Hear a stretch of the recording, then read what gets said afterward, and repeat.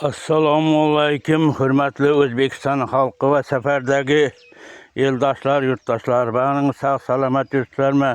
Atgan tonglaringiz Xudoyim barakatli bo'lsin. Neki yaxshi niyatlaringiz uzayib qaçaq olsun. Ana mana uyning yanındagi mana ekkan vajlarimizdan mana. Ana Xudoga şükür ko'zga ko'rinmayapti bari mana. Ana bu ya tuxumdan ektim degan neler bu? Pomidorlar mana ko'zga ko'rindi, bari yaxshi Xudoga shukr. Endi bularni birlab boshqa yerlarga ko'chasak bo'ladi Xudoga shukr.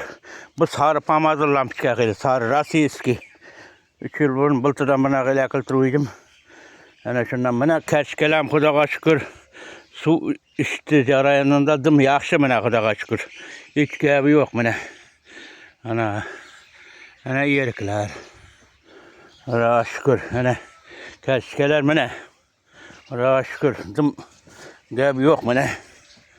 Ana kashkalar.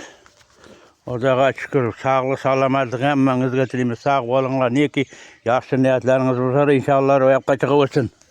Doim to'ylar berib, joylar olib, mashinalar olib o'zamaqlarga inshaalloh nasib etsin. Doim baringizga sağlık salomatlik, O'zbekiston tinch bo'lsin, salomatlik bo'lsin. Doim chet ellar ham tinch bo'lsin, sağlık salomatlik bo'lsin.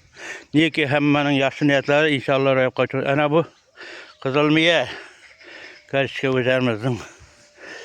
Ana bulam Xudoga shukr mana. Dim gapi yo'q, suvdan keyin bulam yetib ketdi Xudoga shukr. Rivojlanib ketdi ana. Endi buni bir qator katmallab urib, undan keyin darilarni berib yuboramiz bularni ham Xudoga shukr. Ana bu chesnoklar ham mana.